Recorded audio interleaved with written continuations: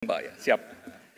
Assalamualaikum warahmatullahi wabarakatuh. Yang kami hormati Bapak Presiden Republik Indonesia Pak Prabowo Subianto, Bapak Ibu Menteri Kabinet Merah Putih, Ketua Dewan Ekonomi Nasional, Gubernur Bank Indonesia, Kepala OJK, para pelaku usaha, Kadin, Apindo, asosiasi mulai dari serikat pekerja, serikat tani, dan sampai dengan pasar modal, para direksi perbankan, dan juga hadir di sini para media cetak, pemimpin redaksi, dan juga seluruh stakeholder yang saya tidak bisa sebut satu persatu, dan terima kasih Direktur Utama Bank Mandiri yang sudah diberi kesempatan untuk menyelenggarakan acara ini.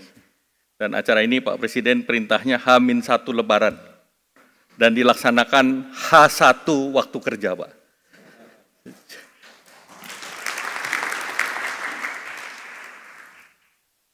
Pertama, izinkan kami mohon maaf lahir dan batin dalam rangka Hari Raya Idul Fitri. Dan kedua, sesuai arahan Bapak Presiden, kami ingin menyampaikan terkait dengan kondisi makroekonomi. Kalau kita lihat secara pertumbuhan ekonomi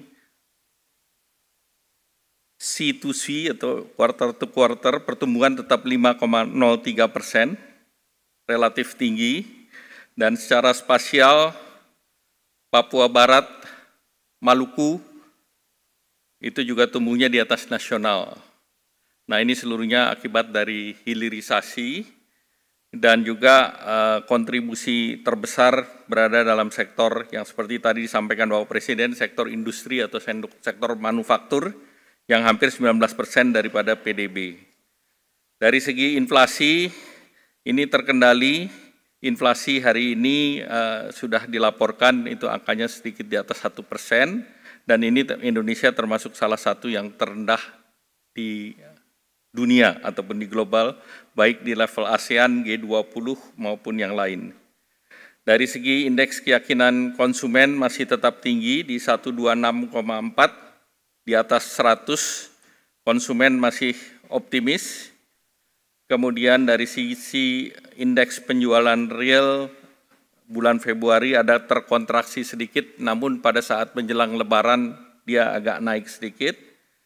Neraca pembayaran surplus 7,2 miliar, pertumbuhan kredit relatif juga baik di angka bulan Februari 10,4%, dan dana pihak ketiga ataupun deposito masyarakat ataupun dana yang ditaruh di perbankan di atas 5%, di atas pertumbuhan ekonomi yaitu 5,7%, dan kita masih punya cadangan devisa yang cukup tebal, yaitu 154 miliar US dollar dan cukup untuk biaya impor 6,4 bulan dan juga untuk pembayaran hutang. Dari segi perdagangan, di bulan Februari kita juga surplus 3,12 miliar dolar dan ini surplus sepanjang 58 bulan terus-menerus. Dari segi peringkat investasi, daya saing kita naik di nomor 27 dari 67 negara berdasarkan data IMD, ini naik 7 tingkat, dan juga kinerja perekonomian dan efisiensi bisnis relatif baik, itu yang dilaporkan oleh IMD, dan secara kredit rating kita berada setingkat di atas investment grade, baik itu dilakukan oleh S&P, Moody, Fitch, dan GCR. Bahkan Moody menyatakan bahwa ketahanan Indonesia itu akibat dari domestic market yang relatif kuat dan komitmen pemerintah menjaga kredibilitas kebijakan moneter dan fiskal, dan juga kebijakan hilirisasi komoditas dan peningkatan daya saing di sektor manufaktur ini bernilai positif, dan juga terkait dengan supply chain termasuk ketersediaan bahan baku atau bahan mentah untuk ekspor. Kalau kita lihat dari segi intermediasi perbankan juga tumbuh positif dengan resiko terjaga. Tadi sudah saya sampaikan bahwa DPK kita di atas 5% dan penyaluran kreditnya di atas 10,42%. Kemudian likuiditas perbankan terjaga, loan to deposit ratio-nya sudah juga di angka baik 88,92%, dan juga kita lihat capital adequacy ratio-nya 27%, sehingga sebetulnya perbankan kita solid dalam periode saat sekarang. Jadi tidak sama dengan pada saat kita menghadapi berbagai krisis yang lalu. Kemudian kalau kita lihat belanja saat Ramadan, itu kelihatan naik di angka 248,1. Jadi Natal, Tahun Baru, dan Ramadan membantu daya ungkit daripada konsumsi kita. Nah, tentu dunia sedang tidak baik-baik saja. Kita lihat indikator pasar keuangan masih berfluktuasi, IHSG masih negatif, tadi pagi negatif namun sudah berada pada tren positif, sudah naik. Nilai tukar rupiah juga relatif terjaga, walaupun ada pelemahan, tetapi kalau kita bandingkan negara lain seperti Jepang, pelemahannya itu sampai 50%. Demikian pula beberapa negara lain, bahkan Amerika menggugat pelemahan currency itu sebagai currency manipulator. Jadi itu dimasukkan sebagai bagian daripada non-tarif barrier. Kemudian kalau kita lihat yield treasury kita juga relatif bagus, kemudian juga obligasi dan juga yang terkait dengan cadangan devisa relatif tetap sama. Nah, kemudian terjadi pengumuman penetapan tarif oleh Presiden Amerika, Trump 2.0. Kita melihat bahwa economic uncertainty-nya langsung melonjak, yang tertinggi. Nah, ini akibat kebijakan tersebut. Probability resesi juga meningkat, namun Indonesia masih relatif rendah di 5%. Kemudian trade policy uncertainty-nya juga tinggi, sehingga kita masuk dalam kebijakan yang uncertain, terjadi gejolak pasar uang seluruh dunia, pelemahan mata uang di emerging market, kemudian juga retaliasi tarif oleh China, kemudian rantai pasok global juga terganggu, dan tentunya ini banyak korporasi yang menahan atau terjadi penurunan konsumsi, bahkan wait and see untuk melakukan investasi ataupun ekspansi. Kalau kita lihat berbagai komoditas strategis itu mengalami penurunan, baik itu crude oil maupun palm oil, dan rata-rata pertumbuhan dunia juga relatif turun di angka 2,7, baik Amerika, Eropa, China, Brasil, India, pertumbuhannya seluruhnya relatif rendah, hanya India yang diproyeksi menjadi 6%, namun dengan adanya trade policy Trump ini diperkirakan ada koreksi sekitar 0,5%. Nah, kalau kita lihat ASEAN, ini ASEAN itu sebetulnya negara klaster nomor 2 tertinggi memberikan defisit ke Amerika. Kalau kita dijadikan satu, ini hanya sedikit di bawah China. Nah, tentu dikontribusikan oleh Vietnam yang 129,4, kemudian juga Thailand 48 billion, Malaysia 26 dan Indonesia 19,3. Nah, 4 negara ASEAN ini masuk dalam 15 negara yang mengakibatkan defisit di Amerika. Oleh karena itu, kemarin Bapak Presiden ke Kuala Lumpur juga untuk menyatukan langkah ASEAN, karena ini adalah langkah yang strategis yang diambil oleh ASEAN, dan tarif negara ASEAN rata-rata tinggi. Tarif yang tinggi ini adalah tarif yang merupakan kompetitor Indonesia, yaitu Vietnam, Thailand. Malaysia lebih rendah, Kamboja lebih tinggi, kemudian Singapura yang terendah sebesar 10%. Nah, akibat daripada Trump 2.0 ini beberapa komoditas turun. Jadi kalau kita lihat crude oil turun hampir 30%, Brent juga turun 28%, sehingga angkanya di angka 60-an, batu bara turun ke 24% ke angka 97%, satu-satunya yang naik ini adalah emas. Jadi Pak Presiden melaunching bullion tepat waktu, karena ini menjadi komoditas yang recession proof. Safe haven itu ada dua, dolar dan emas, dan kita punya emas. Jadi kita punya daya tahan yang kuat. Kemudian kedelai turun, gandum turun, CPO turun, dan harga beras turun. Jadi seluruh komoditas turun, artinya demand ini akan menahan, dan berdasarkan ini kita harus hati-hati terhadap kemungkinan resesi dunia. Nah, kemudian respons global itu China retaliasi. Barang import dari Amerika dinaikkan 34%, Vietnam minta tarifnya turun dan ditunda, terutama untuk Nike, dan Amerika belum menerima usulan Vietnam ini. Kemudian India juga tidak melakukan retaliasi, walaupun Perdana Menteri Modi sudah ke Amerika, namun tetap dikenakan sanksi. Kemudian Malaysia, dia akan mengikuti dengan negara ASEAN dan Indonesia, tidak melakukan retaliasi dan pendekatan diplomatik, termasuk membuka pasar CPTPP dan RCEP. RCEP itu di ASEAN, dan Indonesia juga mendorong intra-ASEAN trade untuk ditingkatkan.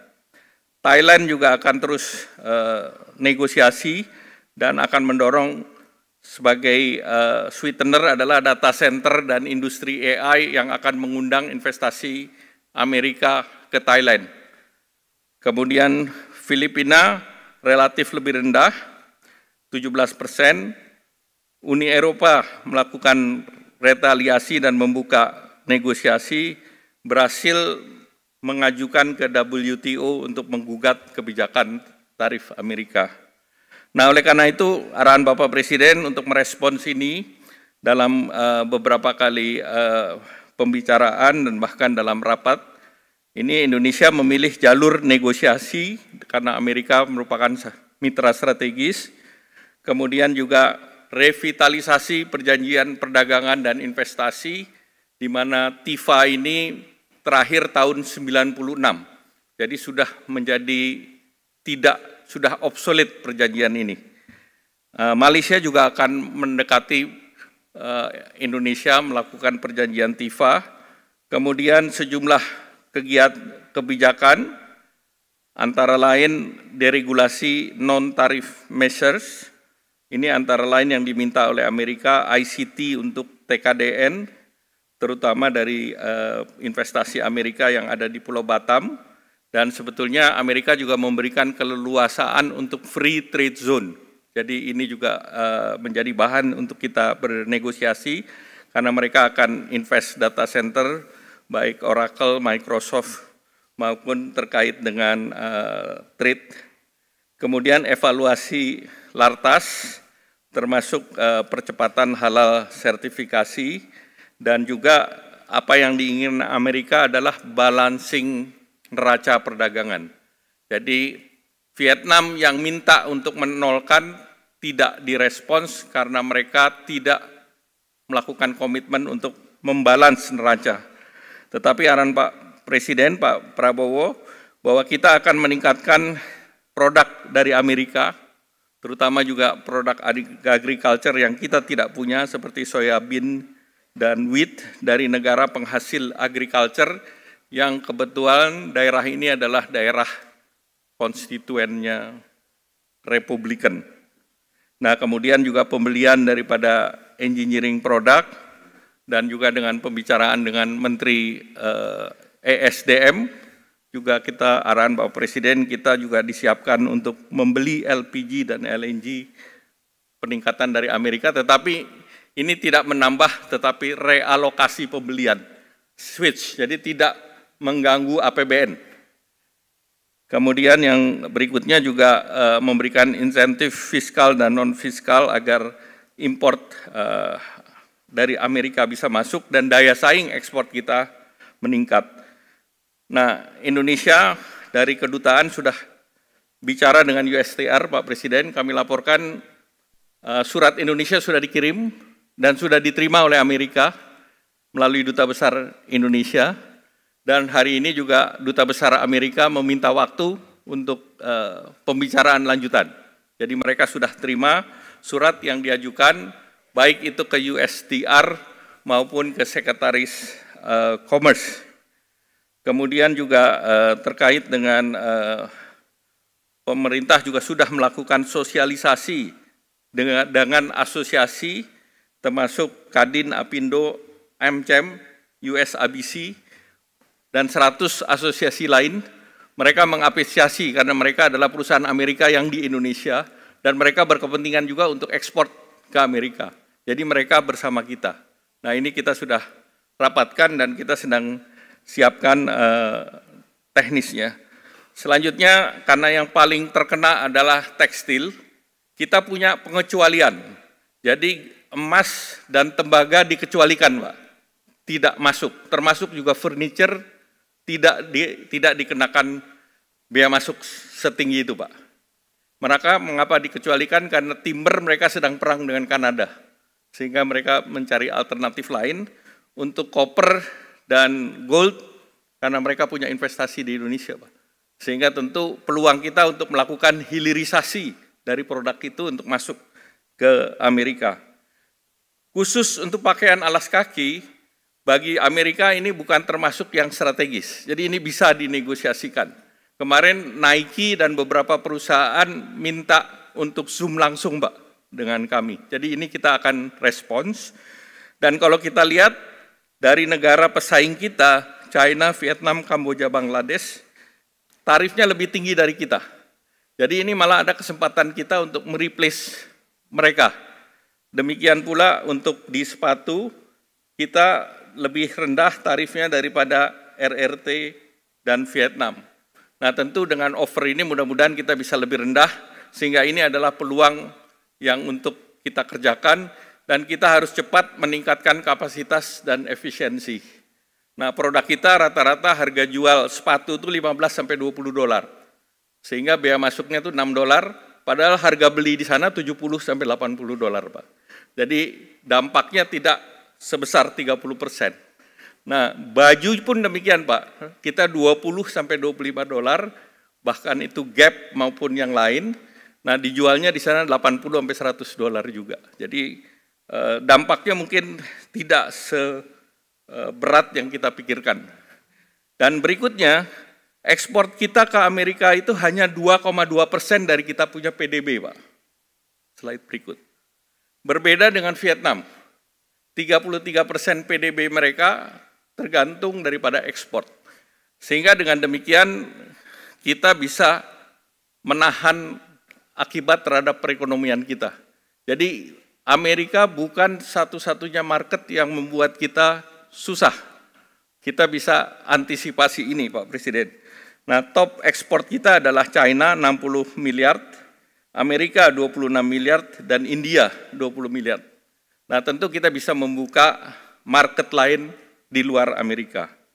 Nah, jangka pendek, daya beli yang kita sudah lakukan adalah dengan program Bansos, kemudian THR, Bapak Presiden tadi sudah sampaikan, stimulan Ramadan ini sudah jalan, kemudian juga terkait dengan stabilisasi harga pangan, tadi Bapak Presiden sudah sampaikan, dan stimulasi ekonomi, diskon tarif Januari, Februari.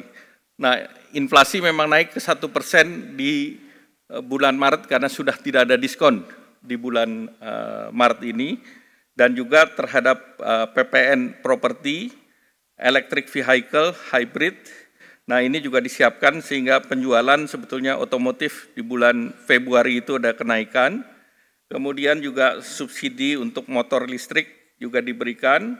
Stimulus ekonomi terutama di sektor padat karya.